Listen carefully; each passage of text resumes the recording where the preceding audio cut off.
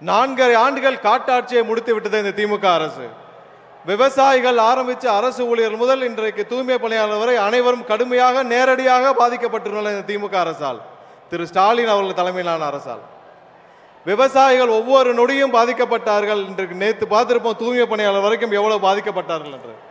எத்தனை நாட்கள் நாம் இதே மாதிரி புலம்பிக்கிட்டு இருப்போம்? இதற்கெல்லாம் ஒரு விடை வேண்டாமா? கண்டிப்பாக வருகிற 26 நடைபெறும் தேர்தலில் தமிழகத்திற்கே ஒரு விடுதலை என்றால் நம்மளுடைய தலைவர் அண்ணன் விஜய் அவர்கள் முதலமைச்சராக பொறுப்பேற்கும் அந்த தருணம் மட்டுமே தமிழருக்கு ஒரு விடுதலை. என்கிட்ட சொல்றாங்க ஒரு சில பேர், உங்ககிட்ட சீனியர்ஸ் இல்ல, நீங்க எப்படி ஆட்சி அமைப்பீங்க, அட்மினிஸ்ட்ரேஷன் பண்ணுவீங்கன்னு. யாருங்க சீனியர்? மக்களை பார்த்து ஓசினி ஏளனம் செய்த பொன்முடி சீனியரா?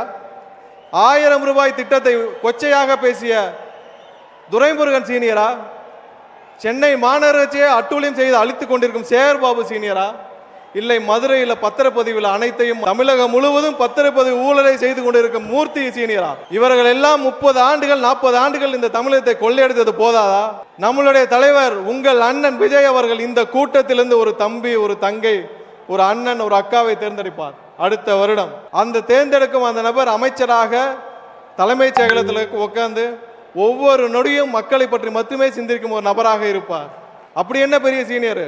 ஒருத்தருக்கும் இங்க இருக்கிற துறையை பத்தி எதுவுமே தெரியாது. ஆனால் நம் தலைவர் அண்ணன் விஜய் அவர்கள் தேர்ந்தெடுக்கும் இங்க இருக்கிற ஒரு தம்பி, தங்கை, அண்ணன், அக்கா அவர்கள் 3 வாரத்தில் அந்த துறையை பற்றி தெரிந்து கொள்வார். நாட்டை பற்றி சிந்திக்கும் ஒரு நபர் கண்டிப்பாக அமைச்சரவையில் உட்கார வைக்கணும்னா அது அண்ணன் விஜய் அவர்களால் மட்டுமே முடியும்.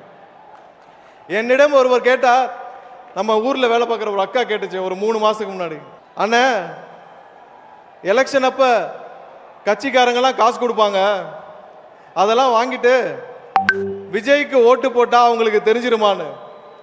அப்பதான் ஒரு விஷயம் எனக்கு புரிஞ்சது. 3 மாசத்துக்கு முன்னாடியே தமிழகத்துடைய அக்கா மாதிரி பல தாய்மார்கள் பல பேர் தயாராகிட்டாங்க. தமிழக வெற்றி கழகம் ஒரு கட்சி மட்டுமல்ல, அது ஒரு தலைமுறைக்கான எமோஷன். 40-50 ஆண்டுகளுக்கு அப்புறம் இந்த தலைமுறையே மாற்றி அமைக்க போகும் எமோஷன், அடுத்த தலைமுறையை காப்பாற்ற போகும் ஒரு எமோஷன். இந்த தருணத்தை விட்டால் அதுக்கப்புறம் நம்ம யாராலும் மீண்டும் இந்த தருணத்தை கொண்டு வர முடியாது. கடைசியாக ஒன்று, அடுத்த வருடம் தமிழகம் முழுவதும் வெற்றி பேரணியில் திளைக்கும் பொழுது, தமிழகம் முழுவதும் வெற்றியாக அண்ணன் விஜய் அவர்கள் முதலமைச்சராக பொறுப்பேற்ற பிறகு, அதுதான் உண்மையான தமிழக மக்களுடைய வெற்றி பேரணி.